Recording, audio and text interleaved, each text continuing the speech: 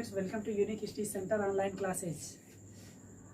बहुत ही खुशी हो रही है आप लोगों को बताते हुए कि आप लोगों की केमिस्ट्री की क्लास 11th क्लास की केमिस्ट्री आज से आपकी पहली क्लास शुरू होगी, जो कि अभी जस्ट इंट्रोड्यूस कराने के बाद आपके सामने तुरंत आ रहे हैं सर आपके केमिस्ट्री वाले। आप लोग उनसे केमिस्ट्री पढ़िएगा और बताइएगा कि आपको क्लास कैसा लगा। कमेंट बॉक्स में अपना एक्सपीरियंस जरूर शेयर करिएगा। Like this video and share this video to your friend and don't forget to subscribe this channel. Okay, now continue your chemistry class. Thanks. सबसे पहले तो नमस्कार दोस्तों, मैं आप लोगों को कक्षा 11 के लिए केमिस्ट्री पढ़ाऊंगा। तो केमिस्ट्री शुरू करते हैं अपनी केमिस्ट्री आगे, ताकि समय ना आपका बर्बाद हो, ना तो आपका ना ही हमारा। तो शुरू करते हैं। सबसे पहले हम केमिस्ट्री अर्थात रसायन विज्ञान। तो रसायन विज्ञान या इसके नाम में ही है रसायन विज्ञान, अर्थात यह भी एक विज्ञान है। तो विज्ञान बहुत छोटा नहीं, बहुत बड़ा है। बहुत से शाखाएं, बहुत सी विज्ञान की, बहुत सी शाखाएं विज्ञान की, जिनमें हम भौतिक विज्ञान पढ़ते हैं, रसायन विज्ञान है, जीव विज्ञान हुआ, भू विज्ञान हुआ, ऐसे बहुत सी विज्ञान है। लेकिन ऐसा कोई भी विज्ञान नहीं है जो रसायन विज्ञान को छूता ना हो या जिससे रसायन विज्ञान संबंधित ना हो। कोई भी ऐसा विज्ञान आप नहीं पढ़ेंगे जिसमें आप रसायन विज्ञान के बारे में ना पढ़ें, क्योंकि रसायन विज्ञान सभी से संबंधित है। तो हम रसायन विज्ञान को देखते हैं अपने आसपास की दैनिक क्रियाओं में भी, अपने आसपास के वातावरण में भी हम रसायन विज्ञान के बारे में देखते हैं। कि जैसे दूध से दही बनना, ये हम सब ने देखा है, दूध से दही बनना, या जो वो होता है जामुन का रस या गन्ने का रस, इसके द्वारा हम कई दिनों के रखने से सिरका बन जाता है। और भी हम जैसे पौधे हमको ऑक्सीजन देते हैं और कार्बन डाइऑक्साइड ग्रहण करते हैं। तो ये सब केमिस्ट्री अर्थात रसायन विज्ञान से ही संबंधित है। सब कुछ रसायन विज्ञान से ही संबंधित है। तो हम देख लेते हैं रसायन विज्ञान, हमको रसायन विज्ञान पढ़ता है। तो रसायन विज्ञान में भी इसको पढ़ने के लिए 3 प्रकार के बनाए गए हैं। जैसे देखते हैं, पहला जो है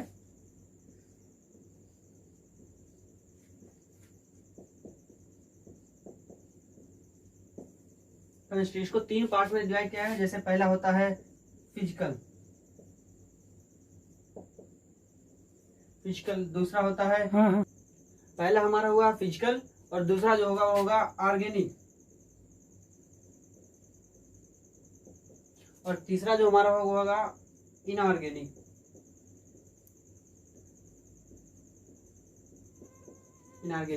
तो ये केमिस्ट्री को 3 पार्ट में डिवाइड किया जाता है, फिजिकल केमिस्ट्री, ऑर्गेनिक केमिस्ट्री और इनऑर्गेनिक केमिस्ट्री।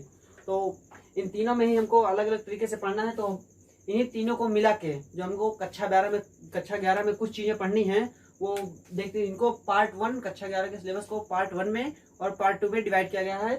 जैसे ये पार्ट 1 हुआ, पार्ट फर्स्ट, और है पार्ट सेकेंड।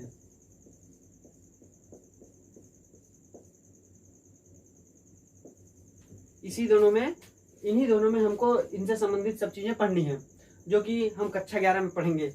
और हम देखते हैं कि कक्षा 11, ज़्यादातर लड़के कक्षा 11 में बहुत हल्का महसूस करते हैं, जैसे बहुत बोझ नहीं लेते कि हमको अच्छे से पढ़ना है, इसको बहुत हल्का समझते हैं। लेकिन वो ये नहीं जानते कि अगर हमने कक्षा 11 नहीं पढ़ा अच्छे से, तो हम आगे की हायर क्लासेस में अच्छे से सब्जेक्ट्स को नहीं पढ़ सकते हैं। क्योंकि कक्षा 11 एक ऐसी स्टेज है ये कि अगर हमने यहाँ पे, क्योंकि यहाँ पे ज़्यादातर चीज़ें हमें मूल चीज़ें मिलेंगी, जो ज़्यादातर करके पिलर्स का काम करेंगी, नींव का काम करेंगी। तो नींव के लिए हमको अच्छे से पढ़ना होगा, जो कि बेस होगा हमारा। तो हम देखते हैं कि हमारे जो पार्ट फर्स्ट के सिलेबस में है और पार्ट सेकंड के सिलेबस में है, इस सिलेबस को हम बारी बारी से देखते हैं। तो रसायन विज्ञान में हम किसी मटेरियल के प्रिपरेशन, प्रॉपर्टी, इसके स्ट्रक्चर आदि के बारे में पढ़ते हैं। तो हम देखते हैं कि हमारे पार्ट फर्स्ट के सिलेबस में कौन सी चीज़ें दी गई हैं जो हमें कक्षा 11 के दौरान पढ़नी है। तो जो हमारा पहला चैप्टर है वो है some basic concept of chemistry, अर्थात रसायन विज्ञान की कुछ मूल अवधारणाएं।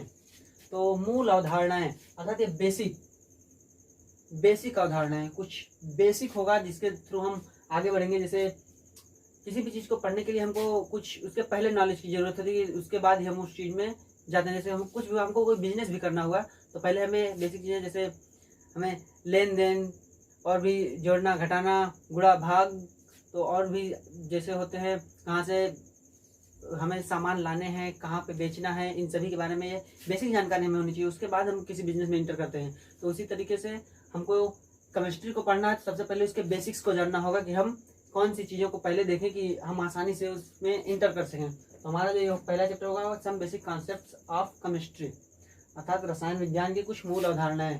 जैसे हमने सुना होगा बहुत सी जाती हैं, मोल कॉन्सेप्ट है, बहुत से नियम हैं, जैसे एवोगाड्रो नंबर, इन सभी के बारे में हम इस चैप्टर में पढ़ेंगे। तो ये हमारा पहला चैप्टर होगा। जो दूसरा चैप्टर होगा वो होगा स्ट्रक्चर ऑफ एटम। स्ट्रक्चर अर्थात बनावट, शेप। तो हम एटम मतलब परमाणु, तो हम इस चैप्टर में पढ़ेंगे कि एटम का जो स्ट्रक्चर होता है, जो शेप होती है, वो किस तरीके की होती है। एटम का विभिन्न परमाणु, विभिन्न तत्वों के एटम किस प्रकार के होते हैं, कितनी कैसी उनकी साइज होती है, या क्या उनके प्रॉपर्टीज होते हैं, उनके बारे में हम इसमें देखेंगे। और ये इसके एटम्स की डिफिनेशन के लिए, एटम को डिफाइन करने के लिए, इसी एटम को डिफाइन करने के लिए बहुत से साइंटिस्ट आए। आपने नाम सुना होगा डाल्टन महोदय का। तो डाल्टन महोदय ने सबसे पहले थ्योरी दी थी, और भी महोदय आए डाल्टन के बाद, फिर रदरफोर्ड, थॉमसन और भी लोग आए। तो सभी लोगों ने थ्योरी दी, उन सभी को हम इसमें इस चैप्टर में पढ़ेंगे। और जो हमारा तीसरा चैप्टर वो है classification of elements and periodicity in properties. Classification, इसके नाम से इसके माने मतलब सब जानते हैं कि वर्गीकरण। क्लासिफिकेशन ऑफ एलिमेंट्स माने एलिमेंट्स, जो भी एलिमेंट्स हमारे नेचर में पाए जाते हैं, प्रकृति में जो भी एलिमेंट्स पाए जाते हैं, जो भी एलिमेंट्स प्रकृति में पाए जाते हैं, उनका जो क्लासिफिकेशन है अर्थात वर्गीकरण, उनके जो फैमिली में वर्गीकरण है कि अलग अलग फैमिली से, तो उन्हीं के बारे में हम इसमें देखेंगे किस प्रकार से उनका वर्गीकरण है, कि जिससे कई फैमिलीज बनाई गई हैं। उसके बाद इसमें होगी पीरियोडिसिटी इन प्रॉपर्टीज, यानी कि उसके उन तत्वों के गुणधर्मों में जो आवर्तता होती है, चेंजिंग जो होती है, जो भी चेंजिंग उन तत्वों के गुणों में, उनकी साइज में, आज उनके और भी कहाँ यूज होंगे, कहाँ नहीं यूज होंगे, इन सभी बारे में जो चेंजिंग होती है उसके बारे में हम इस चैप्टर में पढ़ेंगे। और जो हमारा चौथा चैप्टर होगा वो होगा chemical bonding and molecular structure, अगर रासायनिक आबंधन एवं आणविक संरचना। तो केमिकल बॉन्डिंग, रासायनिक आबंधन मतलब कि वो तत्व जो होते हैं वो किस तरीके से एक दूसरे से जुड़े होते हैं। आबंधन, जुड़ना। आबंधन मतलब ये कि वो जुड़ते किस प्रकार से हैं आपस में, ताकि वो मजबूती से रह सकें। मजबूती से रहेंगे तभी तो ज़्यादा दिन तक चलेंगे। अगर वो कमजोरी से जुड़ेंगे तो ज़्यादा दिन तक नहीं चलेगा। कोई भी फैमिली कोई भी हो, जब तक फैमिली में वो मजबूती बनी रहती है, तब तक कोई बाहर का व्यक्ति फैमिली को तोड़ने की कोशिश नहीं करता। लेकिन जब वो मजबूती धीरे धीरे कमजोर होती है, तभी कोई व्यक्ति, बाहरी व्यक्ति या बाहरी शक्ति उसको तोड़ने का काम करती है। तो इसी तरीके से इसमें हम केमिकल बॉन्डिंग, जो तत्वों के एटम्स के बीच में जो बॉन्डिंग होती है, उनके बारे में हम इस चैप्टर में पढ़ेंगे। और ये मॉलिक्यूलर स्ट्रक्चर और उनके जो आणविक संरचना होती है, जैसे शेप, वो किस प्रकार का शेप रखते हैं, कोई भी तत्व आपस में मिल करके किस प्रकार का शेप रखते हैं। जैसे हम एलिमेंट, हम कोई तत्व, कोई मॉलिक्यूल सोचते हैं, जैसे मान लेते हैं CH4 यानी कि मेथेन। तो मेथेन एक गैस, लेकिन हम सिर्फ मेथेन जानते हैं ना, हम सिर्फ CH4 जानते हैं। इसका शेप क्या होगा, इसकी साइज क्या होगी, इसके बारे में नहीं जानते। तो इसमें हम वही सब चीजें पढ़ेंगे, मॉलिक्यूलर स्ट्रक्चर, उनके आणविक संरचना, उनके आणविक की संरचना किस प्रकार है। और जो हमारा पांचवा चैप्टर होगा वो होगा स्टेट्स ऑफ मैटर, यानी कि द्रव्य की अवस्थाएं। तो द्रव्य की अवस्थाएं, हम द्रव्य के बारे में पहले भी पढ़ चुके, हमने निचले की कक्षाओं में, यानी कक्षा 10 के नीचे भी हम शुरू से ही द्रव्य के बारे में पढ़ते आए हैं। हमारे आसपास एनवायरनमेंट में जितनी भी चीजें हैं सब कुछ द्रव्य हैं। जैसे ये मार्कर, मेरे हाथ में मार्कर ही है, तो मार्कर भी द्रव्य। ये मेरा चश्मा भी द्रव्य। ये बोर्ड, ये भी बोर्ड भी द्रव्य। सब कुछ द्रव्य ही है, बस वो द्रव्य की अलग अलग अवस्थाएं हैं। तो उन्हीं अवस्थाओं के बारे में हम इसे पढ़ेंगे। हमने द्रव्य की 3 अवस्थाएं भी देखी है। जैसे पहली अवस्था हमारी हो गई ठोस, यानी कि सॉलिड। दूसरी हमने पढ़ी है द्रव, यानी कि लिक्विड। और तीसरी पढ़ी है गैस।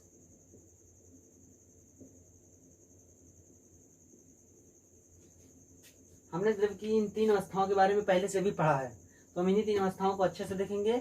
और इनके भी गुण किस प्रकार से दूसरे से विभिन्न होते हैं, किस प्रकार से सेम होते हैं, इन सभी के बारे में हम इस चैप्टर में पढ़ेंगे, जो होगा द्रव्य की अवस्थाएं। और जो हमारा 6वां चैप्टर होगा इस पार्ट का वो होगा थर्मोडायनामिक्स, यानी ऊष्मागतिकी।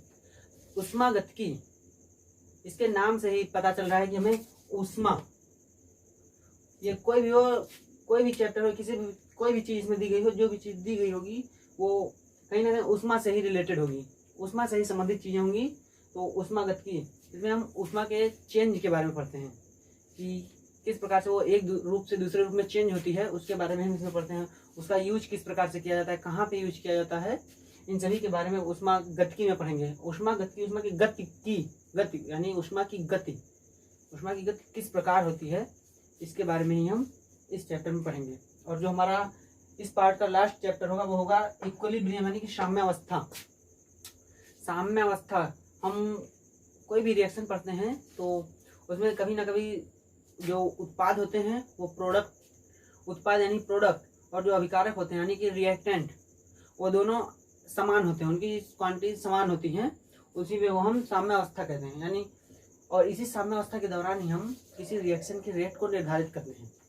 कोई भी रिएक्शन हो उसकी रेट को हम इसी साम्यावस्था के में ही निर्धारित करते हैं। और भी साम्यावस्था भी हम 3 प्रकार की साम्यावस्थाओं के बारे में पढ़ते हैं। जैसे हमारी जो पहली साम्यावस्था होती है वो होती है फिजिकल साम्यावस्था, फिजिकल होती है, और एक होती है हमारी आयनिक साम्यावस्था, और एक हमारी होती है, इसमें हम साम्यावस्था में 3 प्रकार की साम्यावस्था के बारे में पढ़ेंगे। जैसे पहली साम्यावस्था जो होगी वो होगी फिजिकल इक्विलिब्रियम, और दूसरी साम्यावस्था होगी वो होगी केमिकल इक्विलिब्रियम, यानी कि रासायनिक साम्यावस्था। और हमारी तीसरी साम्यावस्था होगी वो होगी आयनिक साम्यावस्था। आयनिक साम्यावस्था, हम साम्यावस्था के चैप्टर में यानी इक्विलिब्रियम में इन 3 इक्विलिब्रियम्स के बारे में पढ़ेंगे। तो ये रहा हमारे पार्ट फर्स्ट का सिलेबस। इसमें हमने अपने चर्चा के लिए हमको कौन कौन से चैप्टर्स में क्या क्या चीज़ें पढ़नी है। तो हम अब देखते हैं जो हमारा पार्ट सेकंड है उसको हमें किस प्रकार से करना, उसमें हमें क्या क्या चीज़ें पढ़नी है। तो देखते हैं हमारे जो पार्ट सेकंड में दिया गया है कि पार्ट सेकंड में हमारे कौन कौन सा चैप्टर है जिसको हमको इस क्लास में पढ़ना है। तो हमारा जो पहला चैप्टर है वो है रेडॉक्स रिएक्शन, यानी कि रेडॉक्स अभिक्रियाएं। इसको हिंदी में बोलते हैं अपचयोपचय अभिक्रियाएं। तो इसमें हमने ये वो अभिक्रियाएं होती है जिसमें ऑक्सीडेशन अभिक्रिया और रिडक्शन अभिक्रिया दोनों साथ में होती है, जिसके बारे में हम हाई स्कूल में हम पढ़ चुके हैं। ऑक्सीडेशन अभिक्रिया और रिडक्शन अभिक्रिया, यानी अपचयन अभिक्रिया और उपचयन अभिक्रिया। तो इसमें हमको उसके बारे में पढ़ना है। और जो हमारा दूसरा चैप्टर है वो है हाइड्रोजन। हाइड्रोजन के बारे में सब हाइड्रोजन से परिचित है कि हाइड्रोजन हमारी पीरियोडिक टेबल का हाइड्रोजन ही पहला एलिमेंट है जिसका एटॉमिक नंबर 1 होता है। तो हम इस चैप्टर में हाइड्रोजन की प्रॉपर्टीज के बारे में पढ़ेंगे, हाइड्रोजन के समस्थानिक, हाइड्रोजन का यूज कहाँ कहाँ पे होता है, किन किन चीज़ों में होता है, उसके बारे में हम इस चैप्टर में पढ़ेंगे। और हमारा जो तीसरा चैप्टर है वो है द एस ब्लॉक एलिमेंट्स, यानी एस ब्लॉक तत्व। तो एस ब्लॉक तत्व हमने बताया ना कि जो हमारा पीरियोडिक टेबल है वो 4 ब्लॉक्स में डिवाइड किया गया है ताकि हम उसको आसानी से पढ़ सकें, उसके तत्वों के प्रॉपर्टीज, गुण, सब चीज़ों के बारे में हम आसानी से जान सकें। इसलिए उसको 4 कैटेगरी यानी 4 ब्लॉक्स में बांट दिया गया है, जिसमें से पहला ब्लॉक जो है वो है एस ब्लॉक एलिमेंट यानी एस ब्लॉक। तो एस ब्लॉक में हम इस चैप्टर में पढ़ेंगे कि हमारे एस ब्लॉक में कौन कौन से तत्व हैं जिनके बारे में हमको उनके गुण, उनकी साइज, उनके इलेक्ट्रॉनिक कॉन्फ़िगरेशन, उनका यूज, इन सभी के बारे में हम इस चैप्टर में पढ़ेंगे। और जो हमारा इसका पार्ट सेकंड का जो चौथा चैप्टर है वो है द पी ब्लॉक एलिमेंट, यानी पी ब्लॉक के तत्व। इसमें हम जैसे पहला ब्लॉक हमारा एस हो गया, उसी तरह हम ये पी ब्लॉक वाले आवर्त सारणी के लास्ट में पाए जाते हैं, यानी उस यानी राइट साइड में। तो उसके बारे में हम पढ़ेंगे कि इसमें कौन कौन से तत्व पाए जाते हैं, उनके प्रॉपर्टीज कौन कौन सी होती हैं, वो एक दूसरे से डिफरेंट किस प्रकार होते हैं, इन सभी के बारे में हम इसमें पढ़ेंगे। और पी ब्लॉक के तत्व के कुछ कंपाउंड्स भी बनाते हैं, उन कंपाउंड्स के बारे में भी हम पढ़ेंगे। और जो हमारा 5वां चैप्टर वो है organic chemistry, some basic principles and techniques, यानी कार्बनिक रसायन, कुछ आधारभूत सिद्धांत तथा तकनीकें। अभी तक हमने जो पढ़ा वो हमारे फिजिकल केमिस्ट्री का हिस्सा था और इनऑर्गेनिक केमिस्ट्री का हिस्सा था। और अब ये शुरू होगा हमारा जो ऑर्गेनिक केमिस्ट्री है उसके बारे में। तो ऑर्गेनिक केमिस्ट्री यानी कार्बनिक रसायन, कार्बनिक रसायन नहीं हो, जैसे कार्बन यानी कार्बन साफ पता चल रहा है कि ये जो कार्बन से ही, यानी जो कार्बन से बने होते हैं उनको कार्बनिक रसायन, जिसमें कार्बन मुख्य होता है, मुख्य तत्व कार्बन ही होता है, उसके बारे में हम इसमें पढ़ेंगे। और ये है सम बेसिक प्रिंसिपल, यानी हमने पहले भी देखा कि उसमें भी पार्ट फर्स्ट में भी जो रसायन विज्ञान की कुछ मूलभूत अवधारणाएं थी, उसी तरह यहाँ पे कुछ मूलभूत सिद्धांत हैं ऑर्गेनिक केमिस्ट्री को पढ़ने के लिए। जैसे होता है कई इफेक्ट्स हमने देखे हैं, इंडक्टिव इफेक्ट होता है, रिजोनेंस इफेक्ट होता है, इलेक्ट्रोमेरिक इफेक्ट होता है, हाइपर कॉन्जुगेशन होता है, इन सभी के बारे में हम इसमें पढ़ेंगे। और जैसे हमने वो भी पढ़ा है जो रिएक्शन इंटरमीडिएट्स होते हैं, कार्बोकेटायन, कार्बो एनायन और फ्री रेडिकल्स, इन सब के बारे में हम इस चैप्टर में पढ़ेंगे। और कुछ टेक्निक्स हैं कि कोई भी क्रिया किस तरीके से शुरुआत होती है, उसके बारे में हम इसमें पढ़ेंगे।